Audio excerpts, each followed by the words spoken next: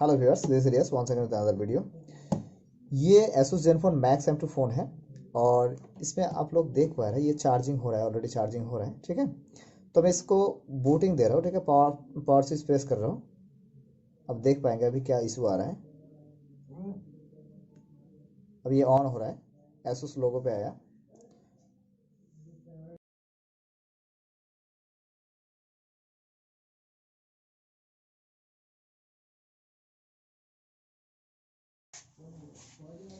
Actually ये phone पूरा on नहीं होगा, इतना टाइम नहीं लगता Asus Zenfone को ऑन होने में। ठीक है, ओनली 10 सेकंड से 15 सेकंड टाइम लगता है ऑन होने में। तो ये अब ऑन नहीं होगा, ये ऐसे ही Asus लोगो पे अटका हुआ रहेगा। ठीक है, तो हमने इसको क्यूफिल से एक बार फ्लैशिंग करके देखेंगे। ठीक है, अगर ये फ़ोन ऑन हो जाए, फ्लैशिंग हो जाए तो ऑन हो जाएगा, अगर फ्लैशिंग नहीं हुआ तो ये ऑन नहीं होगा। ओके, तो हम चलते हैं कंप्यूटर की स्क्रीन में और वहाँ पे देखते हैं ये फ़ोन। तो हम अब कंप्यूटर के स्क्रीन में है और यहाँ पे दो फाइल ऑलरेडी इस फोन का हमारा है। ये एक्सट्रैक्टेड फाइल है, ये जो फाइल है ये मेन फाइल है क्यूफिल फ्लैश फाइल, और ये यहाँ पे ये फाइल एक्सट्रैक्ट करने के बाद ये फाइल मिला है। ठीक है, तो एक्सट्रैक्ट हमने कर लिया क्योंकि एक्सट्रैक्ट करने में ज़्यादा टाइम लगता है इसीलिए। और इस फोन को फ्लैशिंग करने के लिए आपको QD लोडर ड्राइवर वो इंस्टॉल होना ज़रूरी है। ठीक है, तो सभी फाइल का लिंक आपको डिस्क्रिप्शन में मिल जाएगा, आप वहाँ से डाउनलोड कर सकते हैं। तो पहले आपको जो स्टेप अप्लाई करना पड़ेगा, पहले आपको ड्राइवर इंस्टॉल करना पड़ेगा, उसके बाद आप फ़ोन को फ्लैशिंग कर पाएंगे। ठीक है, तो ड्राइवर इंस्टॉल करने के बाद आपको QPST टूल को भी इंस्टॉल करना है। ठीक है, जो यहाँ पे आप लोग देख पा रहे हैं, ये जो टूल है ये क्यूफिल टूल है, ये QPST सेटअप से आपको मिल जाएगा। तो आपको मेनली प्राइमरी जो काम करना है, पहले आपको ड्राइवर इंस्टॉल करना है, उसके बाद QPST टूल इंस्टॉल करना है, उसके बाद ही आप फोन को फ्लैशिंग कर पाएंगे। ओके, तो हमारा फाइल ऑलरेडी एक्सट्रैक्टेड है, तो अब हम फोन को फ्लैशिंग करेंगे। फोन को कैसे फ्लैश करना पड़ेगा हमको, हम ये देखेंगे। अब क्यूफिल टूल को हम ओपन कर लेंगे यहाँ से। ठीक है, तो ये टूल ओपन हो रहा है और जब आप QPST सेटअप को इंस्टॉल करेंगे तब आपको ये टूल कहाँ मिलेगा, ये मैं एक बार आपको कंफर्म कर देता हूँ। आपको दिस PC में जाना है। ओके, यहाँ से आपको लोकल डिस्क में जाना है और यहाँ से प्रोग्राम फाइल्स, यहाँ पे आपको जाना है क्वालकॉम और यहाँ पे आपको QPST मिलेगा। इसमें बीन फोल्डर में जाना है और यहाँ से थोड़ा सा नीचे जाना है स्क्रॉल करके, और यहाँ पे आपको मिल जाएगा क्यूफिल का सेटअप। ओके, तो ये टूल रन करने से आपको ये सेटअप आ जाएगा, ये विंडो आ जाएगा। ठीक है, तो हम इसको क्लोज कर देते हैं यहाँ से और हम जाते हैं अब यहाँ पे फ्लैट बिल्ड, उसके बाद ब्राउज यहाँ पे ऑप्शन है, इस ब्राउज ऑप्शन में हम जाएंगे और जाएंगे डेस्कटॉप पे हमारा फाइल है, तो डेस्कटॉप पे जाएंगे और यहाँ पे आपको जो फाइल हमने एक्सट्रैक्ट किया है वो फाइल हम सिलेक्ट, यहाँ पे रॉम प्रोवाइडर का ये फाइल है। ठीक है, तो इस फाइल को आपको सिलेक्ट करना है, प्रोग्राम प्रोग eMMC फायरहाउस 8953, इस फाइल को आपको सिलेक्ट करना है, उसके बाद ओपन करना है। ओके, और यहाँ पे लोड XML जो है इसमें आपको नो FSG XML सिलेक्ट करना पड़ेगा। ठीक है, अगर आप ऑनेस्ट इस फाइल को सिलेक्ट करेंगे तो इसमें आपका IMA जो है वो इरेज हो जाएगा। ओके, तो ये बात आपको ध्यान रखना है। तो हम ये फाइल सिलेक्ट करेंगे और ओपन कर लेंगे। अब इसमें पेज भी सिलेक्ट करना है, इसके बाद ओपन, एंड देन हमको क्या करना है, ये फोन जो है ना, इस फोन को हमको स्विच ऑफ करना है। स्विच ऑफ करने से पहले एक्चुअली स्विच ऑफ करने के बाद ही इंस्टेंट आपको वॉल्यूम अप एंड डाउन दोनों की प्रेस करना है। ठीक है, मैं USB ऑलरेडी यहाँ पे अटैच किया हूँ, तो अब स्विच ऑफ करेंगे, स्विच ऑफ होगा फोन और हम वॉल्यूम अप एंड डाउन दोनों की एक साथ प्रेस कर लेंगे तुरंत। अब प्रेस कर लिया, अब ये जाएगा QD लोडर पोर्ट पे। ओके, हमारा जो ड्राइवर है वो ड्राइवर इंस्टॉल्ड है ऑलरेडी। आपको यहाँ पे डिवाइस मैनेजर पे दिखेगा, डिवाइस मैनेजर,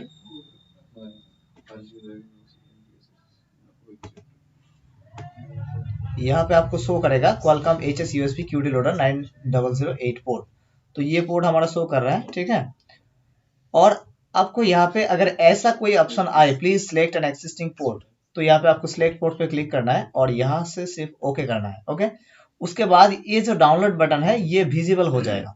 ओके, उसके बाद आप यहाँ पे डाउनलोड पे क्लिक करेंगे तो ये फ्लैशिंग स्टार्ट होना शुरू हो जाएगा। ठीक है, फ्लैशिंग स्टार्ट हो जाएगा।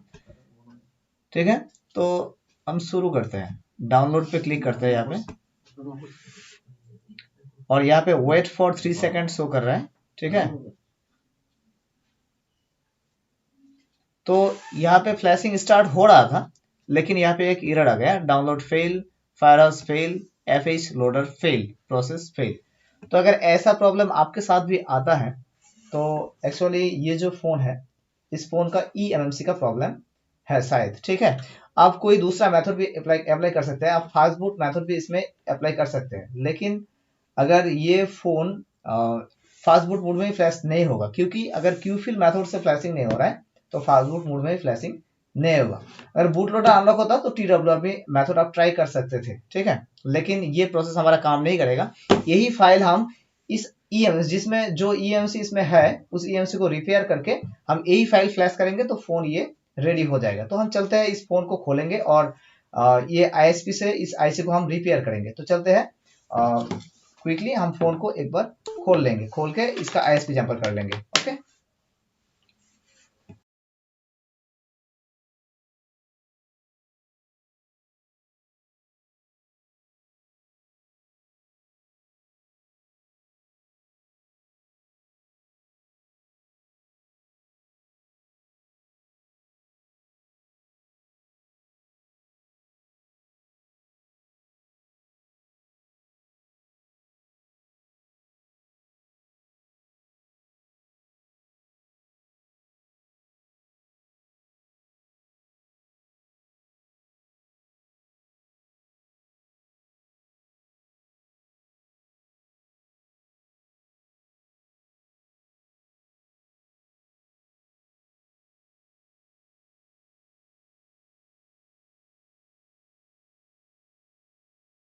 यहाँ पे हमारा ISP जंपर कंप्लीट हो गया है, ठीक है। तो यहाँ पे हमने 4 कनेक्शन किया है, 4th कनेक्शन किया है। एक GND का 2 कनेक्शन किया है, स्ट्रॉन्ग कनेक्शन के लिए, स्ट्रॉन्ग कनेक्शन कनेक्टिविटी के लिए, ठीक है। और एक डेटा जीरो, एक CMD, एक CLK, ओके, 4th कनेक्शन है। और हम VCC और VCCQ के लिए हम USB को यूज़ करेंगे। यहाँ पे जो USB है वो USB को हम यूज़ करेंगे। तो चलते हैं कंप्यूटर पे और देखते हैं इस eMMC का क्या प्रॉब्लम है। मेन सेटअप ये है मॉडल, और यहाँ पे हमने ISP जंपर की है ये बोर्ड। तो हम यहाँ पे ज़्यादा कुछ नहीं करेंगे, ठीक है, सिर्फ हमारा काम निकाल लेंगे यहाँ से बस। और यहाँ पे जो USB है उसको हम अटैच कर लेंगे। यहाँ पे आपको ध्यान देना है, ये जो वायर हमने जंपर किया है ये कहीं पे ग्राउंड में शॉर्ट ना हो, ठीक है। और बैटरी को हम बिल्कुल भी ना लगाएंगे बोर्ड में, ओके। तो इसका जो USB कनेक्शन है ये वाला है, तो इस कनेक्शन को हम यहाँ पे लगा देते हैं।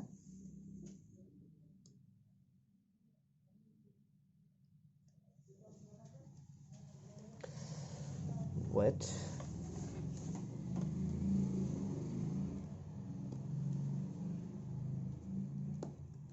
ओके, ये कंप्लीट हो गया। LCD को हम नहीं लगाएंगे अभी, ठीक है। तो हम इसको USB को फिर से एक बार अटैच कर लेते हैं, ठीक है। और हमारा PC पे यहाँ पे ड्राइवर शो हो गया है, ठीक है। अब ये जो हमारा बचा हुआ है ISP पिन आउट का कनेक्शन, ये हम UEFI बॉक्स पे सेटअप कर लेंगे, ओके।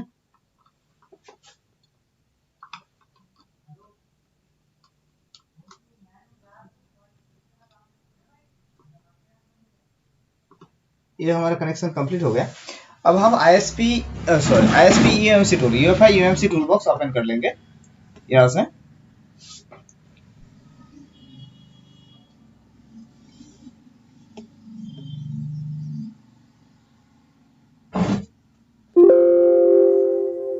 ओके, क्रॉस, यहाँ पे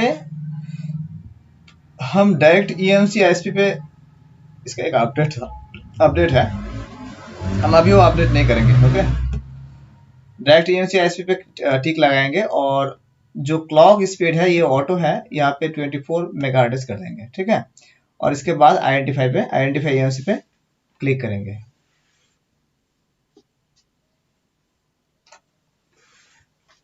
कनेक्शन का थोड़ा सा प्रॉब्लम हो सकता है, CLK properly not connected. Actually हमारा जो CLK कनेक्शन है वो प्रॉपरली कनेक्टेड नहीं हुआ है शायद। तो हम एक बार कनेक्शन को फिर से चेक कर लेते हैं। उसके बाद यहाँ पे ट्राई करते हैं।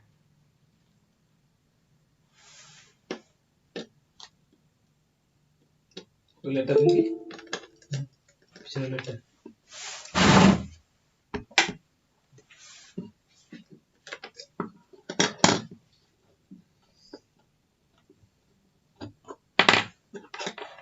हमने फिर से आईएसपी कर लिया, ठीक है, आईएसपी करके फिर से सेटअप कर दिया।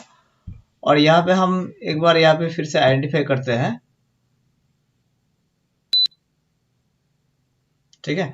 तो यहाँ पे आप लोग देख सकते हैं कि 90% reserve block consume, 90% reserve block एक प्रॉब्लम आ गया है, ठीक है। तो इस प्रॉब्लम की वजह से ये फोन फ्लैशिंग नहीं हो रहा है।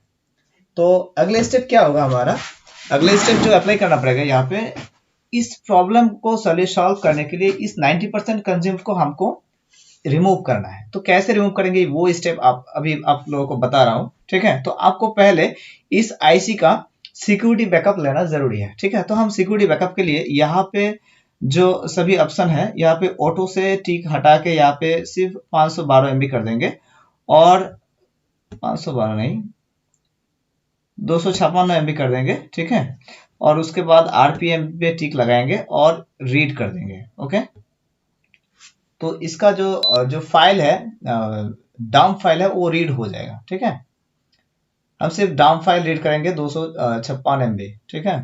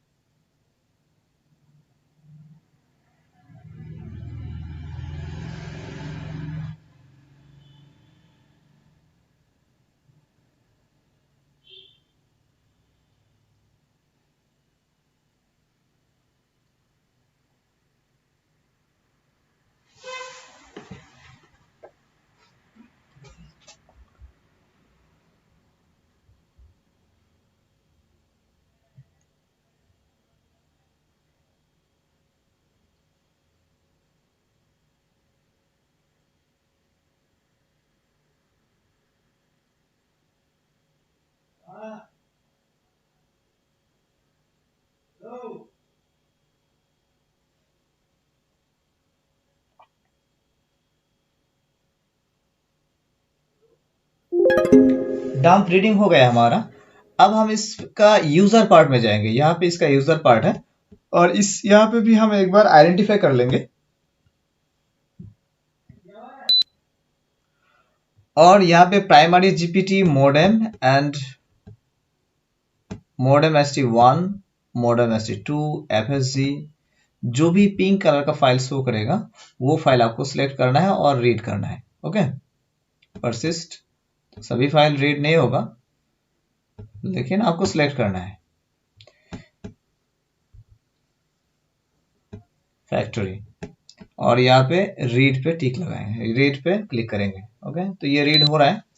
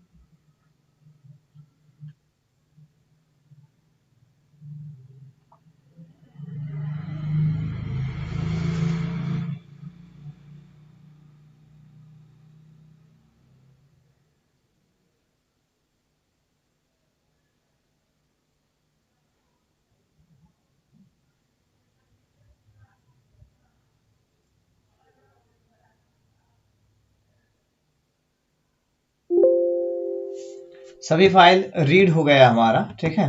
और उसके बाद हम अगले स्टेप पे काम कर पाएंगे। अब हम इस EMC को इरेज करेंगे, ओके। तो हम यहाँ पे EMC को इरेज पे टिक लगाएंगे। एक बार आइडेंटिफाई कर लेते हैं और इसका प्रॉब्लम देख लेते हैं। 90% कंज्यूम्ड, और अब हम इसको इरेज करेंगे, ओके।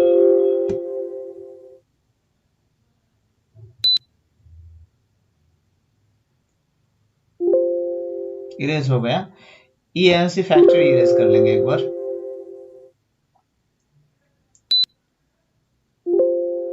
उसके बाद इसका नैन टेस्ट कर लेंगे।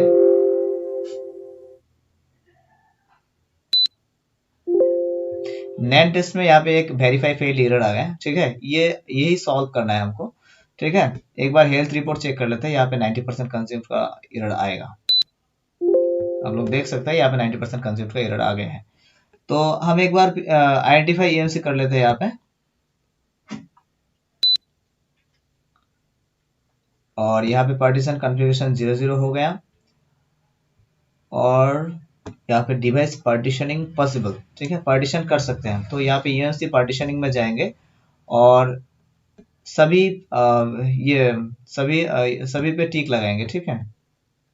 GP1, GP2, GP3, user area GP1, GP2, GP3, GP4, ठीक है।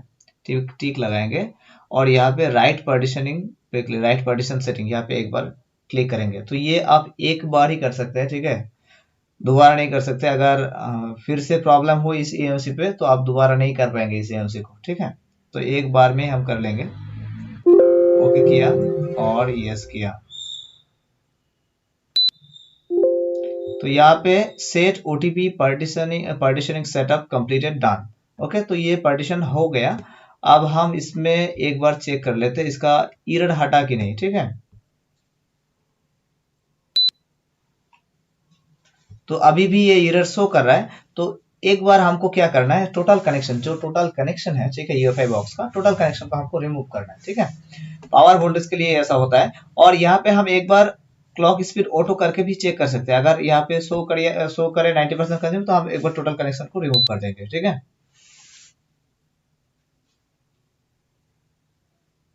यहाँ पे फिर भी शो कर रहा है 90% कंज्यूम, तो हम टोटल कनेक्शन को एक बार यहाँ पे इसको क्लोज कर देते हैं, इस विंडो को। और टोटल कनेक्शन को हम एक बार क्लोज कर लेंगे एक बार सिर्फ। UEFI हम रिमूव कर लिया और USB भी हमने रिमूव कर लिया, ओके। फिर से हम USB को अटैच कर रहे हैं और UEFI को अटैच कर रहे हैं, ओके। हम UEFI UMC tool box open कर लेंगे फिर से।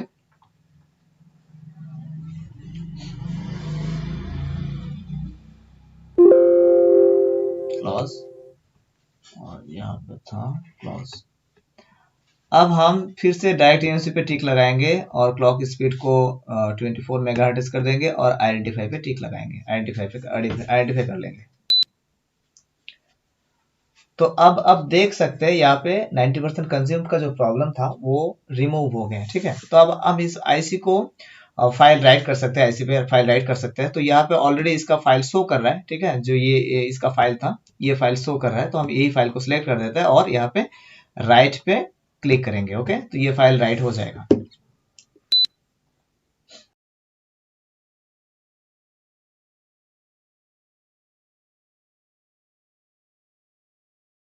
ये फाइल राइट होने से फोन ऑन नहीं होगा, लेकिन इस फाइल को राइट करने के बाद हम फोन को USB से फ्लैश कर पाएंगे, ओके।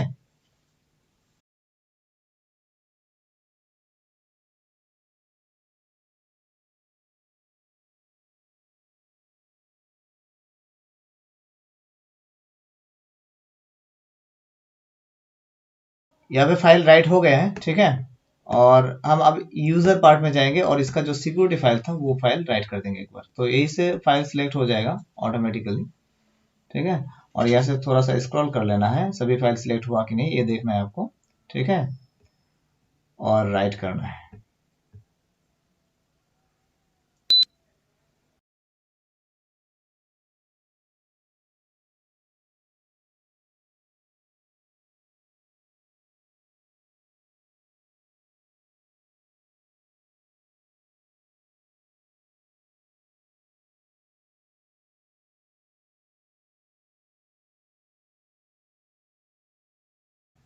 तो इसका जो सिक्योरिटी फाइल है वो कंप्लीट राइट हो गया एक्चुअली।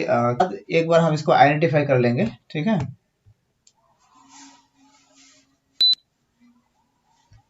और जस्ट यहाँ पे हमारा पार्टीशन कंप्लीट हो गया है, ठीक है। हम जस्ट फोन को एक बार कंप्लीट सेटअप करके ये इस फोन को यूएसबी से फ्लैश कर लेंगे। इससे हमारा फोन कंप्लीट रेडी हो जाएगा।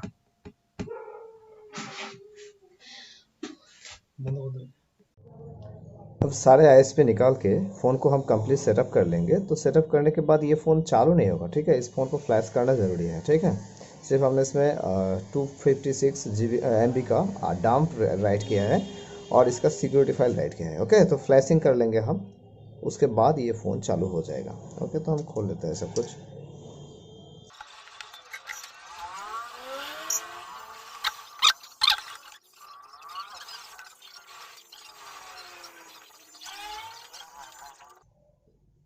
अब ये अच्छी तरह क्लीन हो गया।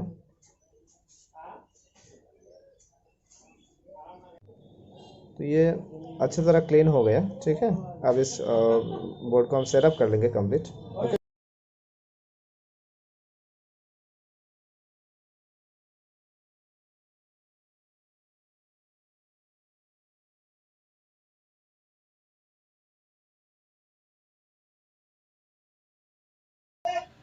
एक्चुअली फ़ोन को हमको ऑन नहीं करना चाहिए था, इसीलिए वो डायग्नोस्टिक मोड पे चला गया था और इसीलिए फ़ोन को फिर से खोलना पड़ा और इसको टेस्ट पॉइंट से हमको एरियल मोड में लाना पड़ेगा, ठीक है। तो इसका टेस्ट पॉइंट है ये पॉइंट एंड ये पॉइंट, ठीक है। ये लास्ट वाला ये पॉइंट एंड फर्स्ट वाला ये पॉइंट, ओके। ये दोनों पॉइंट इसका टेस्ट पॉइंट है और इससे हम एरियल मोड में इसको लाएंगे। तो हम पहले इसमें डिवाइस मैनेजर ओपन कर लेते हैं, डिवाइस मैनेजर ओपन कर लेते हैं और यहाँ पे देखेंगे ये क्यूब लोडर मोड में जा रहा है कि नहीं, ओके। तो हम इस दोनों पॉइंट को शॉर्ट कर लेते हैं, एक बार बैटरी को एक बार ओपन कर लेते हैं, पहले इससे अटैच कर देते हैं और ये पॉइंट एंड ये दोनों पॉइंट आपको शॉर्ट करना है। और सॉरी देख नहीं पा रहे हैं आप लोग शायद, ये पॉइंट एंड ये पॉइंट, ये दोनों पॉइंट शॉर्ट करना है, ओके ओके। और उसके बाद यूएसबी को अटैच करना है। यूएसबी अटैच हो गया और शायद यहाँ पे पोर्ट भी हमारा शो कर देगा और ये ऑलरेडी पोर्ट शो कर दिया, ठीक है। अब हम क्यूफी टूल से फोन को फ्लैश कर सकते हैं। तब select port, okay, flat build and यहाँ पे ब्राउज पे जाएंगे और डेस्कटॉप पे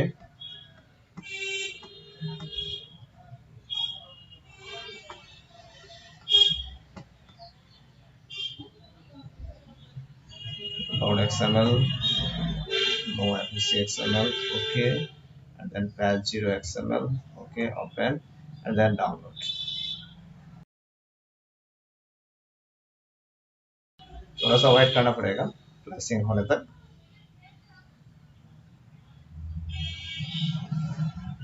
अब ये फ्लैश हो जाएगा, ठीक है। तब ये एरर आ रहा था लेकिन अब ये एरर नहीं आएगा, ओके।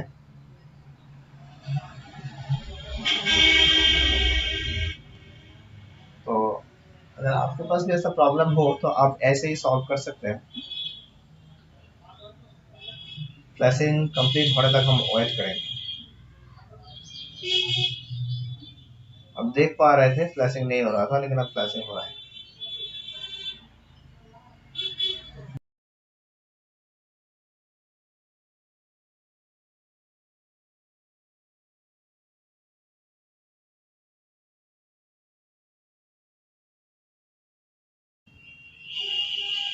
तो ये फ्लैशिंग सक्सेस हो गया, ठीक है। तो हम देखेंगे ये फोन को कंप्लीट सेटअप करके ऑन हो रहा है कि नहीं। कंप्लीट सेटअप भी नहीं करेंगे और ऐसे ही हम इसको ऑन करके देखेंगे, ओके। तो हम इसको क्लोज कर दिए इस विंडो को और चलते हैं फोन पे।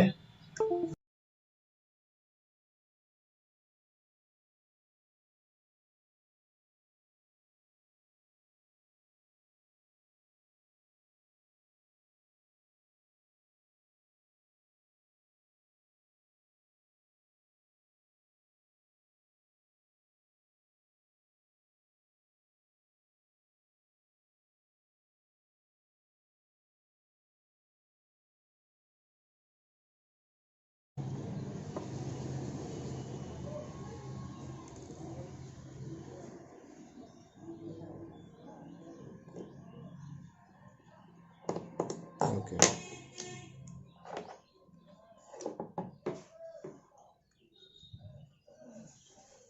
ये इमरजेंसी मोड में गया है, ठीक है।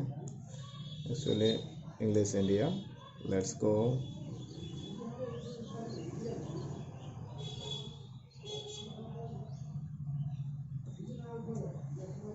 FRP आ सकता है इसमें, एक्चुअली हमने FRP क्लियर नहीं किया है, ठीक है।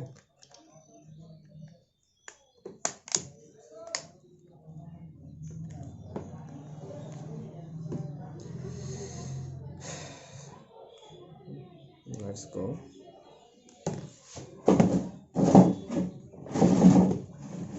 यहाँ पे हम करेक्ट कर लेते हैं रेट।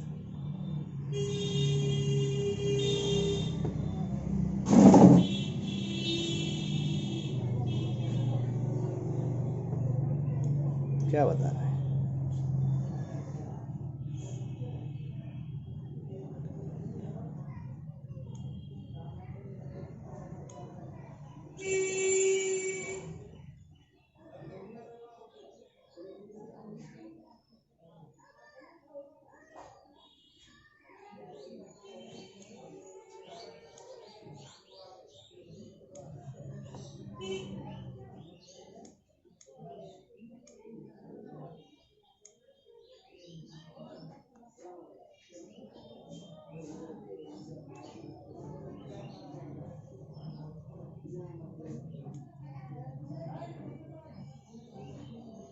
शायद पासवर्ड में भूल गया हूँ, ठीक है।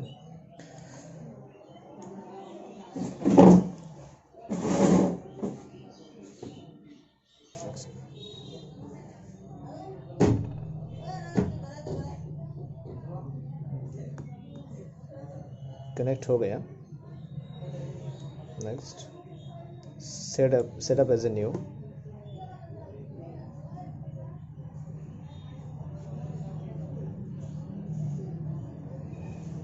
और यहाँ पे ये FRP पे चला गया है, और इसका FRP कैसे रिमूव होगा वो भी हम आपको दिखाएंगे, ठीक है।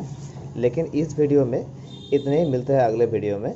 और अगर वीडियो अच्छा लगा तो like, comment, share and thank you so much.